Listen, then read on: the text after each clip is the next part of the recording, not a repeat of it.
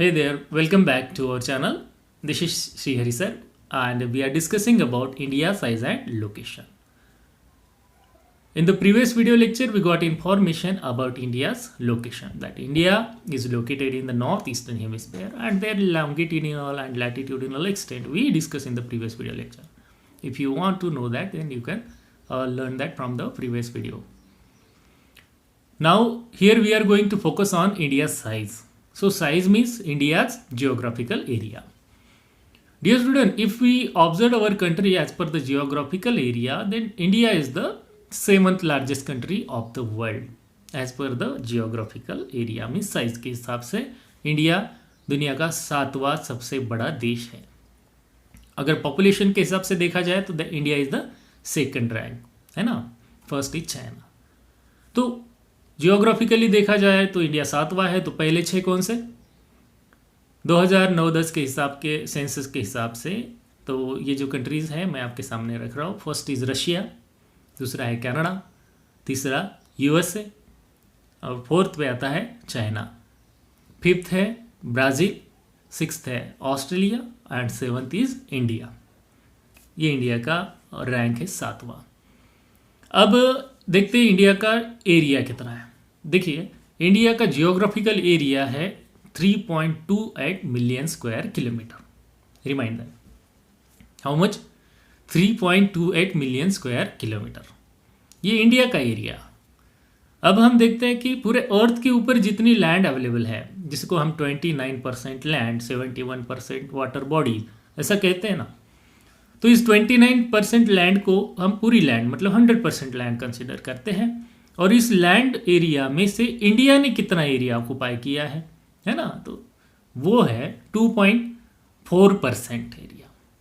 कि अगर ये 29% जो लैंड एरिया है इसको हम 100% एरिया मानते हैं तो इसका 2.4% एरिया अकेले इंडिया ने ऑक्युपाई किया है. तो ये हो गया इंडिया का एरिया. और पूरे वर्ल्ड में इंडिया ने कितना एरिया ऑक्युपाई किया है वो. ये हो गया साइज़ के बारे में, है ना. साइज़ के बारे में कुछ और भी पॉइंट्स आते हैं. जैसे कि अगर जियोग्राफिकल बाउंड्रीज देखा जाए इंडिया का तो उसमें 2 टाइप गिरेंगे. नंबर 1, नॉर्थ में चलते हैं. तो नॉर्थ में कोई ओशियन है क्या? Obviously not. तो वहाँ पे it is covered by land boundaries.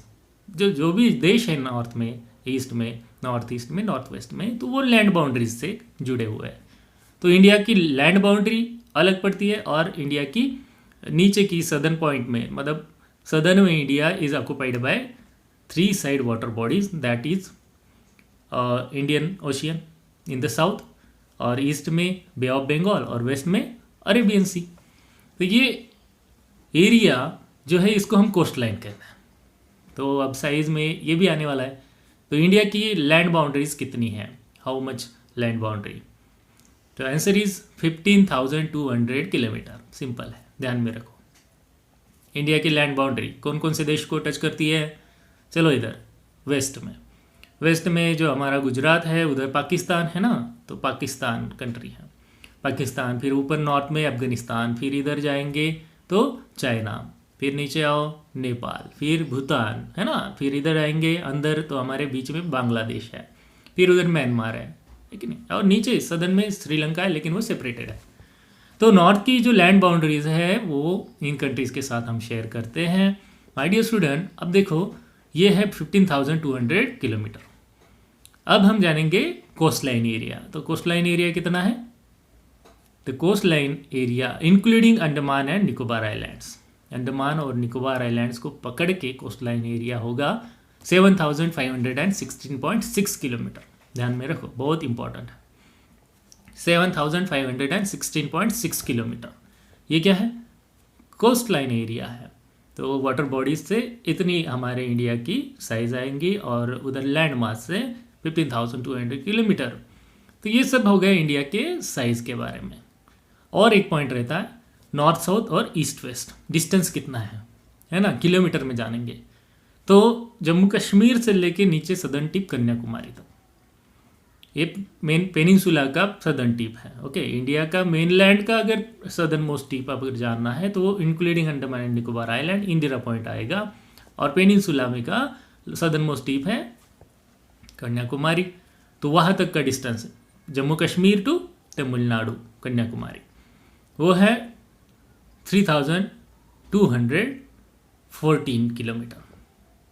अब ईस्ट वेस्ट जानते हैं, मतलब अरुणाचल प्रदेश टू आपका इधर गुजरात वो है 2933 किलोमीटर।